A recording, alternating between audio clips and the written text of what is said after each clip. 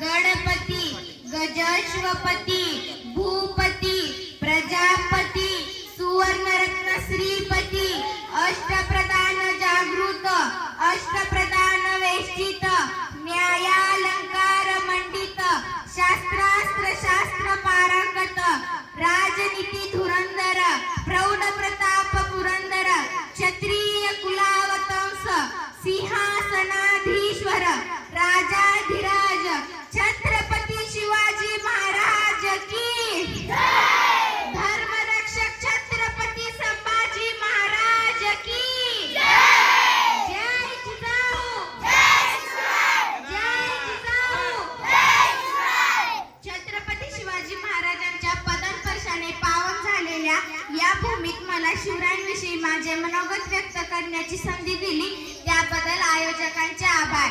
फुलांचा इतिहास कळ्यांनी लिहिला रात्रीचा इतिहास चांदण्याने लिहिला. अहो फुलांचा इतिहास कळ्यांनी लिहिला रात्रीचा इतिहास चांदण्याने लिहिला. आजही आम्ही स्वाभिमानाने जगतो कारण आमचा इतिहास राजे शिवछत्रपतींनी लिहिला राजे शिवछत्रपतींनी लिहिला.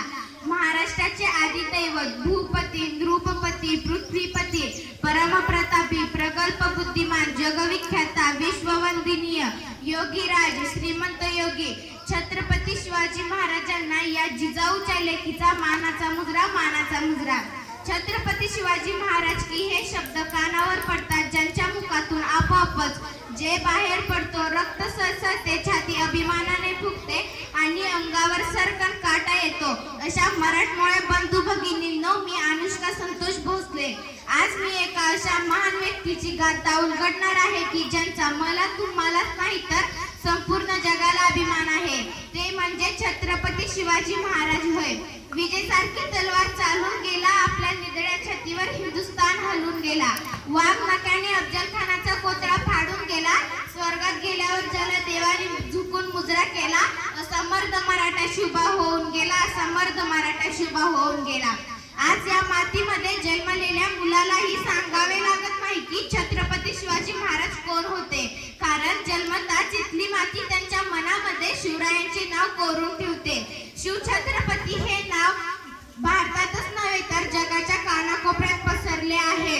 कोण होते हे शिवाजी असे त्यांनी कोणते काम केले की आज 350 वर्षे उलटूनही त्यांच्या नावाचा जय जयकार सगळीकडे होतो. अरे इथल्या लोकांना तर सोडाच पण इथल्या दरेखोऱ्यांना जरी विचारले की छत्रपती शिवाजी महाराज कोण होते तर ते सांगतील रुद्राचा अवतार तो वाघाचा ठसा होता. रुद्राचा अवतार तो वाघाचा ठसा होता. विचारा त्या सह्याद्रीला आणि विचारा त्या सागरी लहरींना की माझा राजा कसा होता की माझा शिवबा कसा होता. खरं तर छत्रपती शिवाजी महाराजांचे नावच असे आहे की त्यांच्या नावातील प्रत्येक अक्षर हे त्यांच्या कार्याची पराक्रमाची महती देणारे व सर्वांना प्रेरणा देणारे आहे.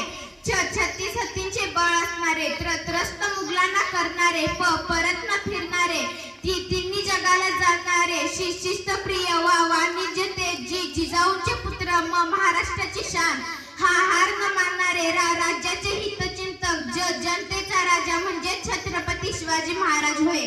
कोणी एकेकाळी आम्ही जनावरांसारखं जीवन जगत होतो. आमच्या अन्नधान्यावर तर सोडाच पण आमच्या देहावर देखील आमचा अधिकार राहिला नव्हता. जनावर आणि माणसं तर दूरच पण इथल्या मंदिरातील देव देखील इथे सुरक्षित राहिला नव्हता.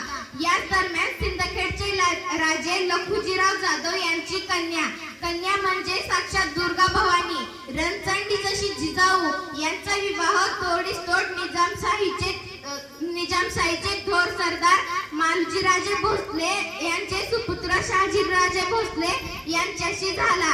त्या काळात 5 सुलतानी सत्ता राज्य करत होत्या. त्यांच्या आपापसात लढाया व्हायच्या.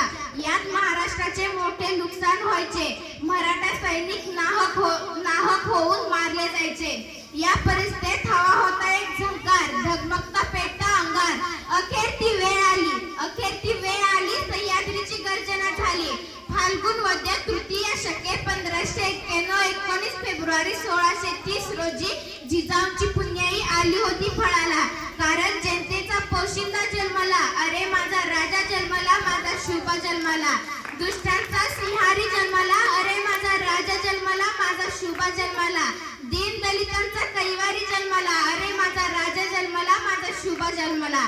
शुभांचा जन्म झाला. कित्येक वर्षापासून अंधारात चाचपटणाऱ्या महाराष्ट्राच्या माथ्यावर जणू प्रकाशाचे किरण पसरू लागले. शिवराय जिजामातेच्या संस्काराखाली हळूहळू वाढू लागले. जिजाऊंनी शिवरायांना लहानपणापासून कार्यासाठी व सत्यासाठी लढायला शिकवले होते.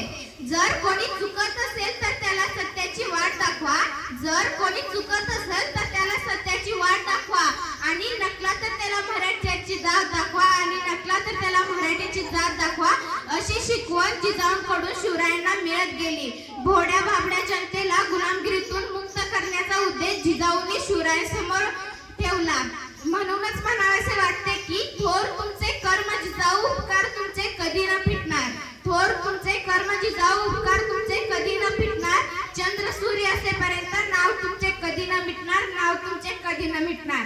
अशा या वीर मातेने घडविलेला कसा असेल तो पुत्र, कसा असेल तो राजा, कसे असतील ते राज्य आणि कसे असतील ते शिवछत्रपती.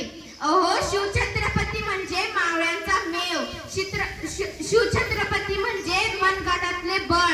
शिवछत्रपती म्हणजे तलवारीची धार. शिवछत्रपती म्हणजे छातीवरचा वार. शिवछत्रपती म्हणजे मनामनातले धैर्य. शिवछत्रपती म्हणजे सह्याद्रीचे शौर्य. शिवछत्रपती म्हणजे महाराष्ट्राची शान. शिवछत्रपती म्हणजे व्यक्ती नसून एक विचार. व्यक्ती नष्ट होतात पण विचार कधीही नष्ट होत नाही आणि या विचारांना घडवण्याचे काम केले राजमाता जिजाऊंनी. मातेकडून मिळाले संस्कार व स्वराज्य स्थापनेची प्रेरणा घेऊन महाराजांनी आपल्या बांधवांना गुलामगिरीतून मुक्त करण्याचा उद्देश डोळ्यासमोर ठेवला आणि त्याप्रमाणे वाटचाल केली. सह्याद्रीच्या कडेकपारीत भटकंती करून सवंगडीत गोळा केले. तानाजी, येसाजी, बाजी, सूर्याजी, संताजी यासारखे जीवाला जीव देणारे मावळे त्यांनी जमवले आणि रायरेश्वराच्या साक्षीने स्वराज्य स्थापनेची प्रतिज्ञा घेतली. हर हर महादेव अशी गर्जना आसमंतात घुमली आणि 16व्या वर्षीपासून स्वराज्य स्थापनेचा प्रवास सुरू झाला. एक होते शिवाजी, भीती नव्हती त्यांना जगाची, चिंता नव्हती परिणामाची, कारण साथ होती मावळ्यांची आणि शिकवण होती जिजाऊंची.